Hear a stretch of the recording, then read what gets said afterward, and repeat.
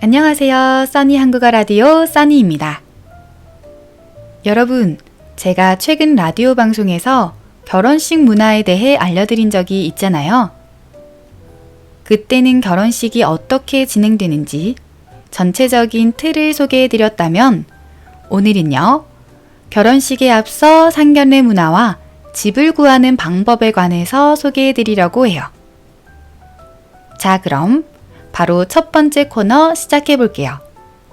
한국의 문화를 알아보자. 먼저 상견례 문화를 알려드릴 건데요. 상견례라고 하는 건 바로 결혼하기 전 양쪽 가족들과 모여 식사를 하며 결혼을 어떻게 진행할 것인지에 대해 이야기하는 자리라고 할 수 있겠는데요. 한정식 집에서 하는 경우가 많이 있는데 그 외에는 호텔이나 일반 음식점에서도 할 수 있어요. 만나면 서로 가벼운 대화와 덕담을 주고받고 음식을 먹으면서 본격적인 결혼식 관련 대화를 하게 되는데요. 이 상견례에서 정해야 할 큰 주제라고 한다면 바로 예단과 예물, 혼수에 관한 내용이에요. 그 외에도 사람에 따라서는 결혼식 비용을 어떻게 할지라든지 집을 어떻게 구하고 얼마나 지원을 해줄 것인지 얘기하는 경우도 있어요. 예단과 예물을 처음 들어보셨을 것 같은데요. 먼저 예단이란 신부 집에서 신랑 집으로 보내는 선물을 뜻해요. 예물은 신랑 신부가 서로에게 사랑을 맹세한다는 의미를 담아 주고받는 금품을 의미하는데 대표적으로는 결혼 반지나 시계, 명품 가방 등이 있을 수 있어요. 요즘에는 이런 예물과 예단을 간소화하거나 서로 하지 말자라고 하는 분위기가 많이 있고 이 부분은 상견례 때 부모님들끼리 상의를 하고 그 자리에서 이야기를 마무리 지어요. 예단이 신부 집에서 신랑 집으로 보내는 선물을 뜻한다고 했잖아요. 이건 현금이 될 수도 있고 명품 가방이나 명품 옷, 여러 가지 종류가 있을 수 있어요. 그런데 왜 꼭 신부 집에서 신랑 집으로 보내는 선물이냐 하면 예전에는 사실 결혼을 할 때 남자 쪽에서 집을 해오는 경우가 많았어요.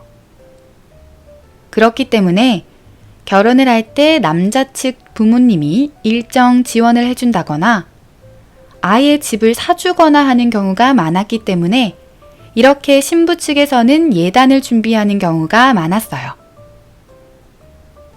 그리고 혼수라고 해서 신혼집에 필요한 가구나 가전제품을 준비하는 것도 보통 여자 쪽에서 많이 하는데요. 이 또한 예전에는 남자가 집을 해왔기 때문에 여자가 그 집안에 필요한 것들을 채운다 라고 생각하시면 돼요. 하지만 요즘에는 결혼한다고 해서 무조건 남자가 꼭 집을 해오는 것이 아니라 반반 결혼이라고 해서 같이 함께 힘을 모아 시작하는 경우가 많이 있기 때문에 이러한 예물 예단 그리고 혼수라는 개념이 많이 사라지고 있는 추세예요. 자, 그러면 한국에서 결혼을 할 때 집은 어떻게 해결하는가에 대해서 설명드릴 건데요. 먼저 이 세 가지를 알아두셔야 해요. 첫 번째는 매매, 두 번째 전세, 세 번째 월세가 있어요. 첫 번째 매매는요, 말 그대로 사는 거예요. 그 집을 아예 구매를 해서 완전한 내 집이 되는 것이죠. 하지만 문제는 집값이 얼마나 비싸겠어요. 그래서 쉽게 사기는 힘들지만 부모님의 힘을 조금 빌리거나 은행에서 많은 도움을 받아 집을 매매하는 경우도 많이 있습니다. 두 번째는 전세인데요. 전세라는 것은 한국에 있는 독특한 주택 임대 방식이라고 할 수 있어요. 집주인은 따로 있고 이 집주인과 계약을 통해 일정 금액을 보증금 형태로 맡기고 매달 내는 월세 없이 일정 기간을 살 수 있는 거예요. 여기서 일정 기간은 기본적으로 약 2년을 의미하고 연장을 통해 그 이상 살 수 있습니다. 매달 내는 월세가 없는 만큼 보증금이 그만큼 비싸다는 것이 특징인데요. 대신 계약 기간이 끝나면 집주인은 다시 받았던 보증금을 그대로 돌려줘야 합니다. 자, 그럼 장단점이 뭐가 있길래 이 전세라는 것이 한국에 있는 걸까요? 먼저 세입자, 즉 집주인이 아닌 계약을 통해 일정 기간 사는 사람을 뜻하죠. 이 세입자 기준에서 볼 때 장점은 바로 매매보다는 싸다는 것입니다. 또한 집을 산다는 것은 쉽게 결정할 수 있는 일이 아니죠. 그렇기 때문에 이 동네가 괜찮은지 평생 내가 이곳에서 살아도 좋을지를 결정하기 이전에 전세를 통해서 먼저 살아보는 기회를 얻을 수 있어요. 단점은 전세도 그렇게 싸지만은 않다라는 것과 전세 사기가 꽤 많다는 점이에요. 전세 또한 몇 억 할 정도로 비싼데 전세 사기로 인해 이 억 단위의 사기를 당할 수 있다는 것이 큰 단점이라고 할 수 있죠. 또한 내 집이 아니기 때문에 집을 마음대로 하고 싶은 대로 인테리어를 하거나 식기세척기를 설치한다거나 그런 것들의 한계가 있을 수 있어요. 자, 그럼 집주인 입장에서는 어떤 장단점이 있느냐? 장점이라고 한다면 월세처럼 매달 조금씩 들어오는 것이 아니라 한 번에 큰 돈이 들어오는 거잖아요. 물론 이 돈은 계약 기간 후 그대로 돌려줘야 하지만 약 2년이라고 가정했을 때 그동안 통장에만 넣어도 이자가 붙고 이 돈으로 투자를 해볼 기회가 생기기 때문에 돈을 굴려볼 수 있다라는 장점이 있습니다. 단점이라고 한다면 월세는 꽁돈처럼 나한테 들어오는 수익금이라고 한다면 전세는 사실 받았던 만큼 다시 돌려줘야 하기 때문에 너무 큰 리스크가 있는 투자는 하기가 어려워요. 한국은 이러한 전세라는 임대 방식이 있는데 월세와는 다른 점이 신기하지 않나요? 세 번째는 모두 잘 알고 계실 월세입니다. 월세는 매달 정해진 돈을 내는 것이고 이 돈은 다시 돌려받을 수 없죠. 하지만 처음 내는 보증금은 나중에 돌려받을 수 있습니다.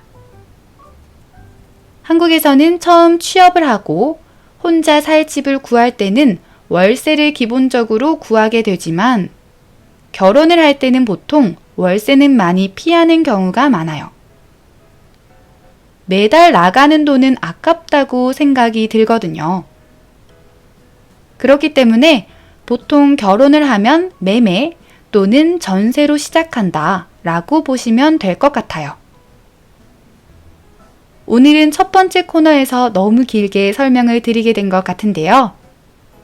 생소한 부분도 많이 있으셨을 것 같아서 조금 어렵게 느껴졌을 수도 있을 것 같아요. 하지만 나중에 혹시 한국에 살게 되시거나 한국 사람과 결혼을 하신다면 꽤나 도움이 되는 이야기가 아니었을까 싶네요. 자, 그럼 두 번째 코너 넘어갈게요. 써니의 에피소드.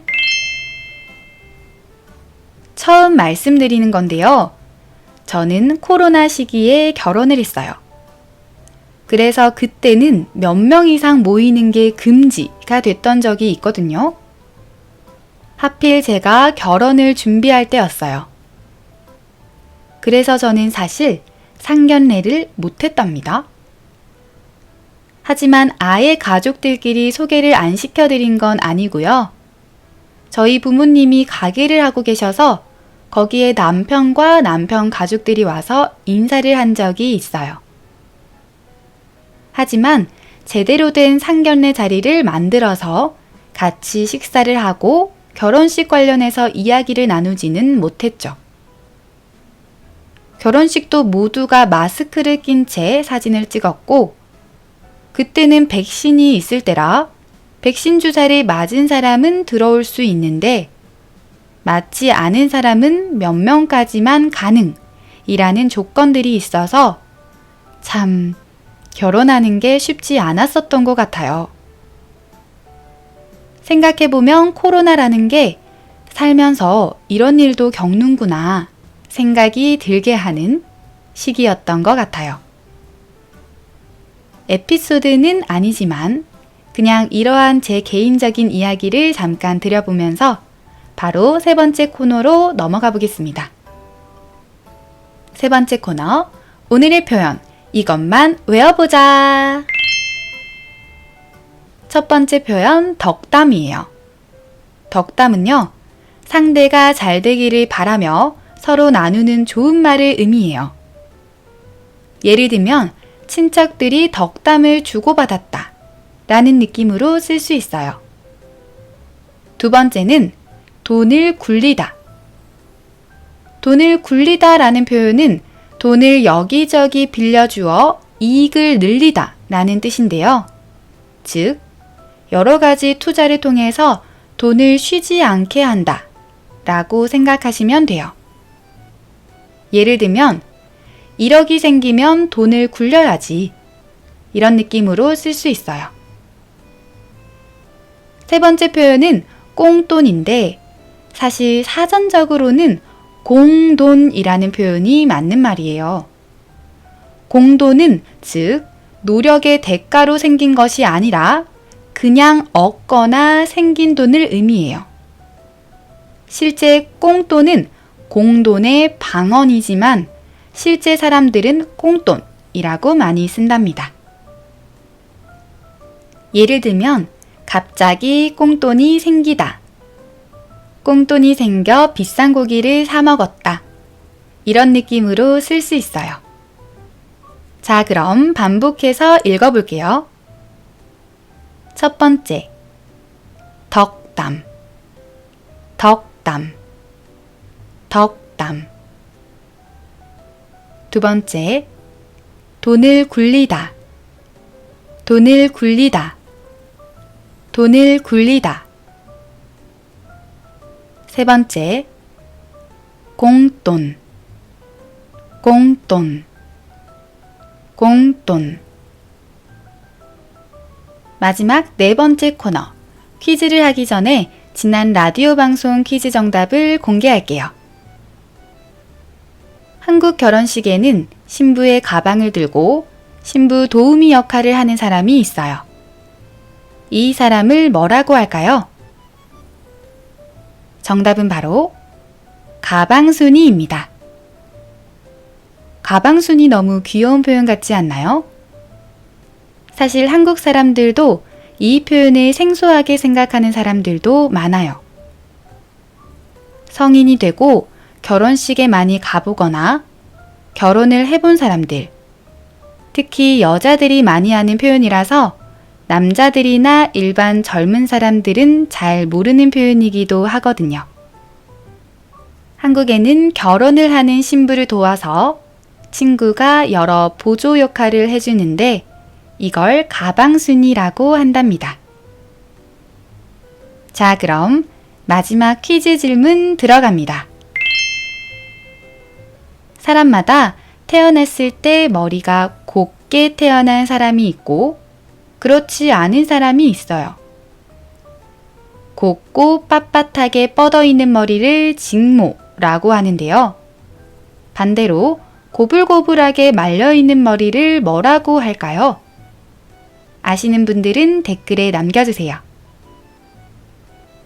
오늘의 라디오 방송은 여기까지입니다. 오늘도 끝까지 들어주신 모든 분들께 감사드립니다.